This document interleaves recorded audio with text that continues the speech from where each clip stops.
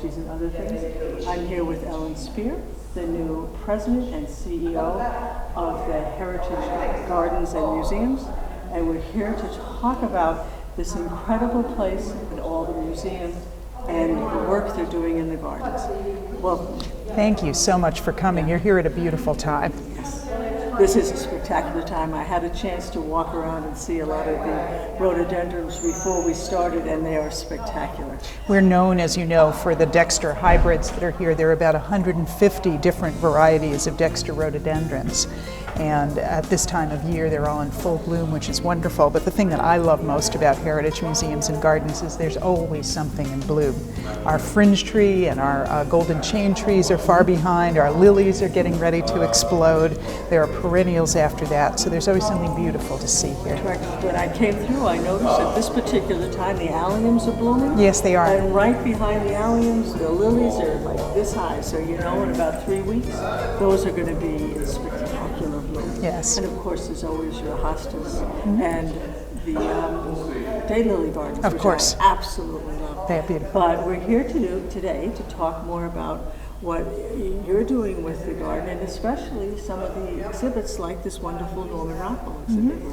What we're really trying to do is to become a 21st century learning center. So many people like you want to know more about gardening.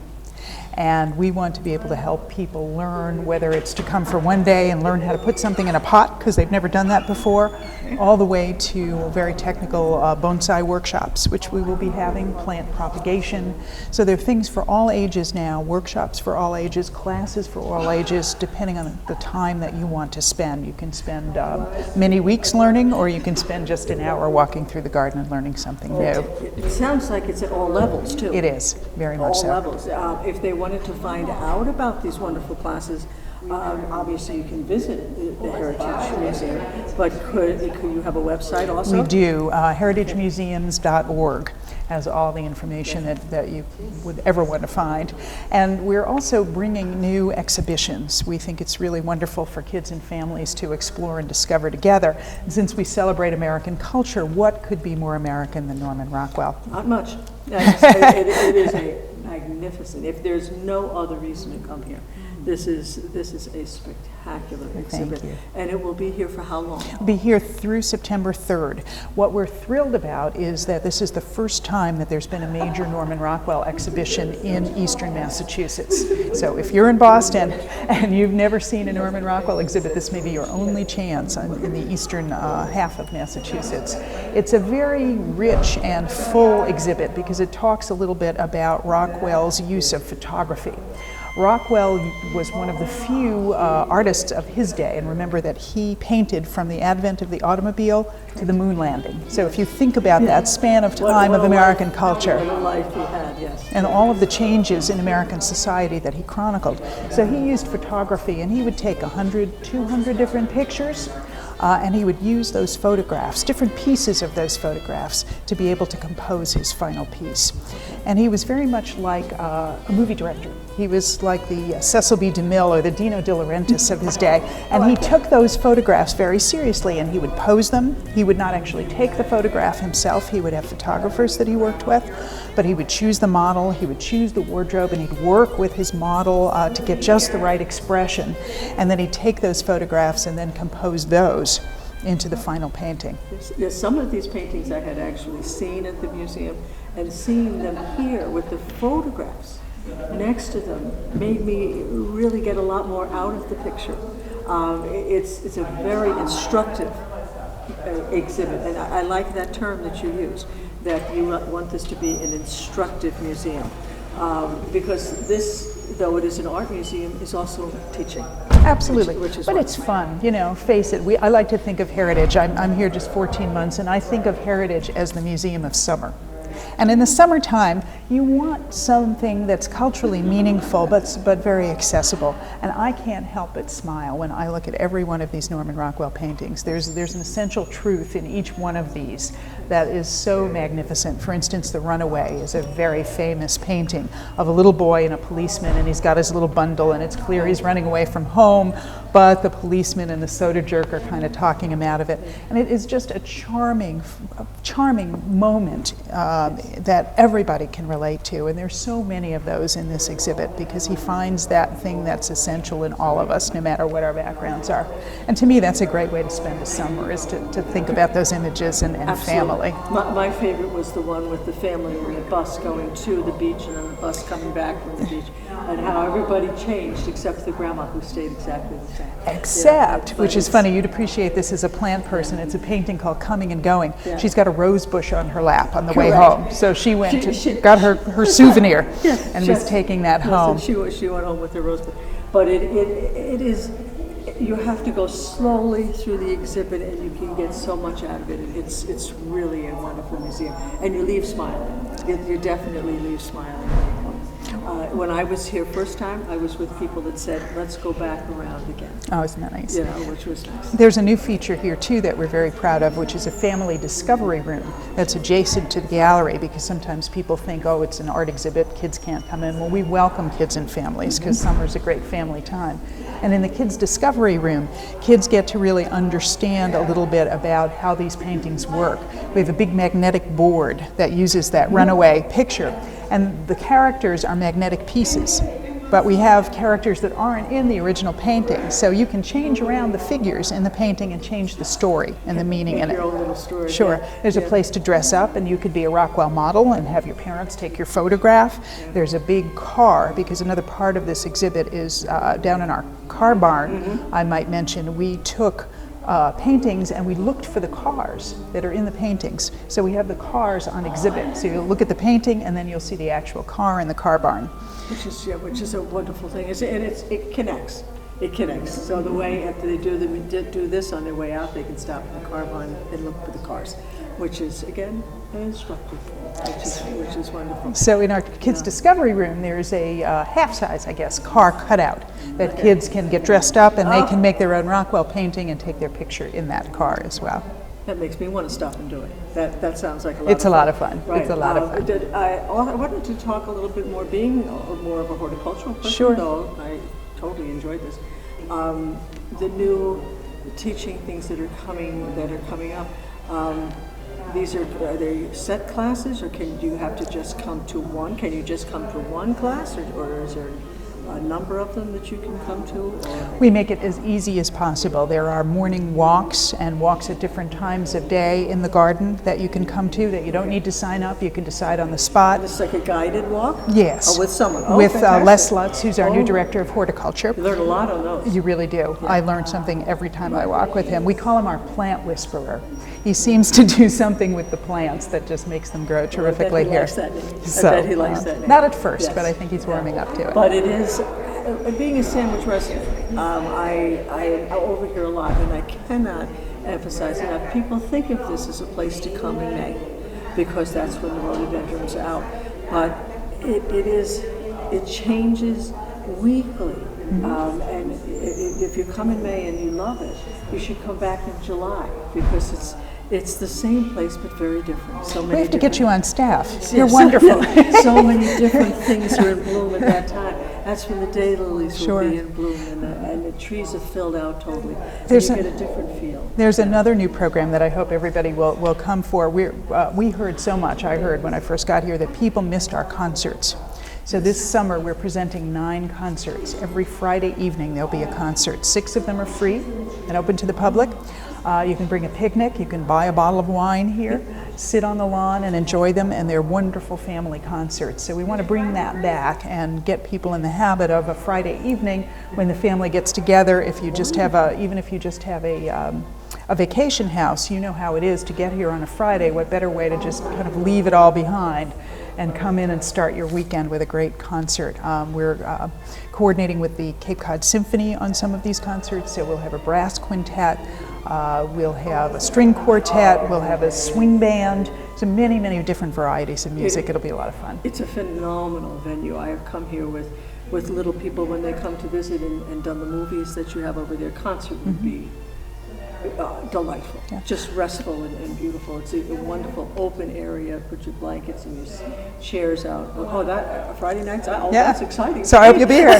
Now, Friday during the day too is our Family Fun Friday. So every Friday will be enhanced programming throughout the day, and then we end the day with the concert.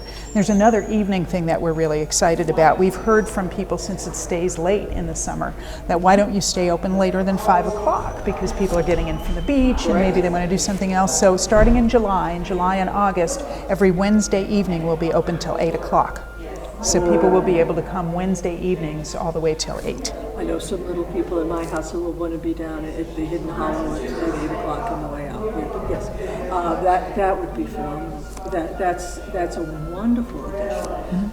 And I think you're right. I think people do their shopping and the beach during the day. This is just a serene place to be at night. I think that's Somebody described Heritage the other day. I was so thrilled. He said, the Cape, when you're on the Cape, and those of us who live here who know, that family time with people in their backyards and on their back porches is really very important. And this person said, Heritage is really the Cape's backyard. And we hope people will consider us to be your backyard when you're here year-round or when you're here for the summer, to come and spend that family time together, maybe explore, discover, just walk. Great conversation starters around all of these Rockwell paintings, things to do in terms of classes. We have things for the car enthusiasts this year. There's a new series called Under the Hood, where we're bringing in major car restorers. Paul Russell, who's one of the premier car restorers, he did Ralph Lauren's collection. I don't know if you've ever seen his incredibly swoopy, sexy cars that he has. And Paul Russell did all of the restoration. So the program is great. You just come with, and there'll be a group of people, and you sign up for this, and Paul is bringing a car that's in the process of being restored. So it'll be sitting in the middle of the room, and everybody will sit around it, and he'll just talk about some of the challenges and the trade-offs and the process of restoring a car. And if you're into that and an aficionado or just someone beginning to get interested in old cars, you really learn a lot about the process from a real master. So there'll be several of these with different restorers, but they're really the top-end people. So this is a great evening for someone, or a family night, or come see the paintings. There's plenty to do. The car guy could stay there, and other family members can wander and do the rest of the museum, which would be wonderful. Hopefully that will be on the website too, because Yes. I know how many people you get here just when you do the car shows, when you do the Corvette shows and things like that. You would get so this, which is actually a learning thing. That would be of great interest to me. Yes. And to see those Rockwell cars, it's an opportunity to come see those too. It was really kind of fun, because we began to think, when we had the Rockwell exhibit here, again, first 150 paintings, drawings, and photographs are on display. What could we do here at Heritage that would be different than any other museum? And what we came to is, because of our car collection, we really felt that we needed to connect it in some way. So our curatorial staff looked at all of the paintings that would be in this show and some others, and said, where is the car the star? Because Rockwell, again, painting American culture, cars are so much a part of American culture that we thought it was really important to make that connection. So it was really fun to reach out to collectors and to look in our own collection and find the painting and then make the great leap and have the car there right in front of you. But it is one of the things that you do have to advantage. You aren't just an art museum. You aren't just a garden, a botanical garden.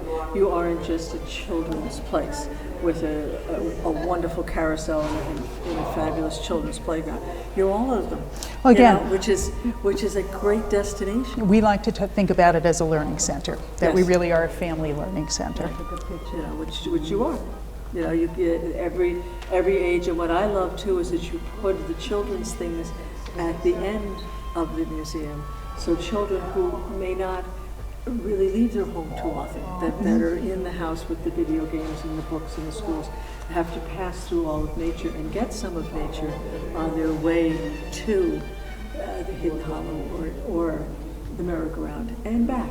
You know, it was which is a interesting. wonderful thing. Our director of education told a great story the other day, because many school groups come too, and we encourage that and have many special programs for school groups.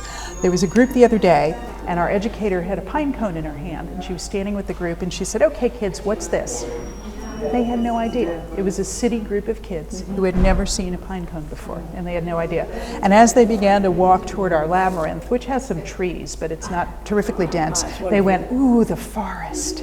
And they had never been to a place like this But before. what a wonderful experience. So for us, Yes. being able to get kids to reconnect with nature means they're going to have those 21st century learning skills. They're going to be able to understand nature and natural processes better, which is so very important for us. Roll in the grass. You know, just literally go out in that wonderful open field and roll in the grass. Yes. You know, things that a lot of kids don't get a chance to do.